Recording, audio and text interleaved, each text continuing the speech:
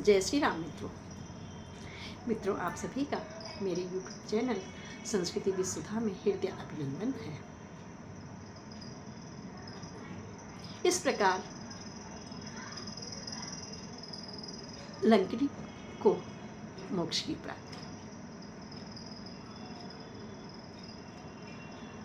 और उसने कहा कि अब तुम्हें, लंकिनी ने कहा हनुमान जी से, उससे पूर्व, मोक्ष से पूर्व उसने कहा कि अब तुम्हें कोई भी रोक नहीं सकता है, लंका नगरी में प्रवेश करो। किंतु कैसे प्रवेश करना है? हृदय राखी कौशलपुर राजा, प्रविश नगर की जय सब काजा।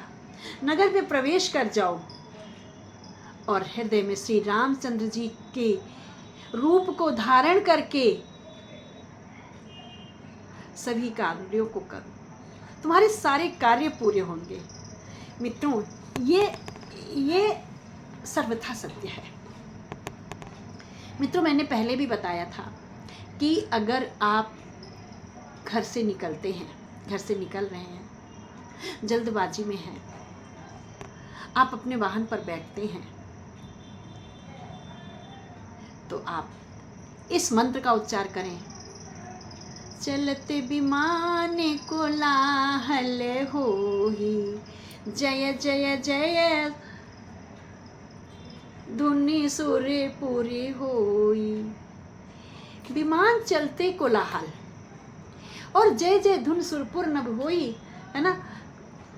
इस वाली चौपाई को अगर आप करते हैं तो कोई भी आपकी दुर्घटना हो ही नहीं सकती, आप दुर्घटना को पार कर जाएंगे। चलत विमान कोलाहल होई, जय जय धुन सुरपुर नभ होई।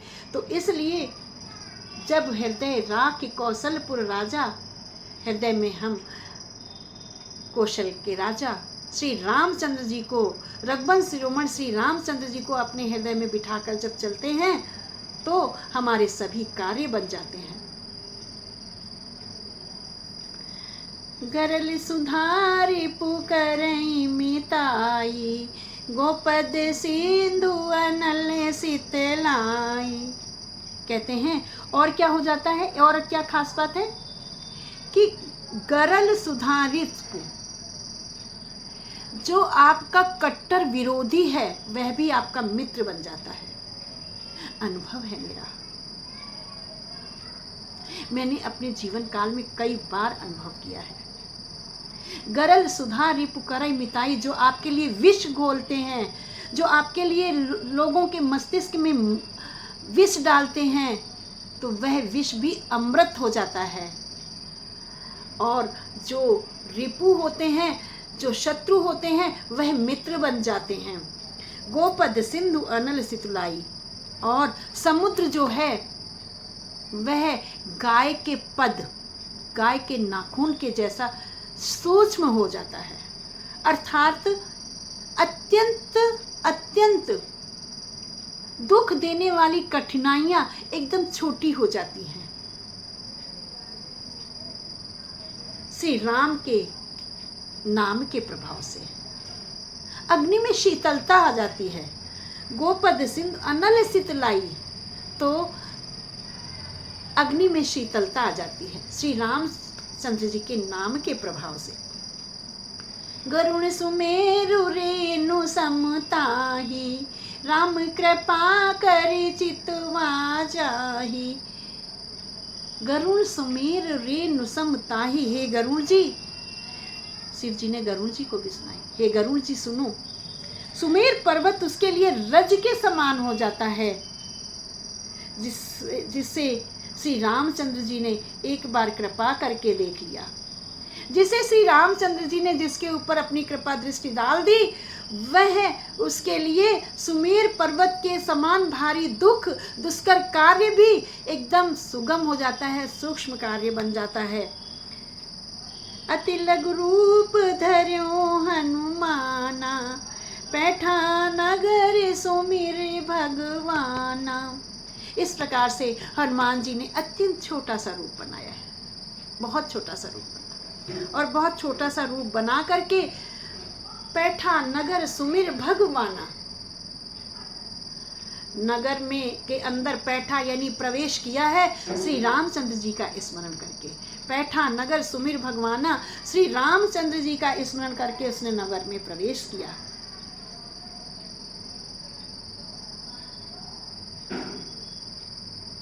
ऐसा कौन सा कार्य है जो मेरे रामचंद्र जी, जो मेरे प्रभु की कृपा से नहीं हो जाता है।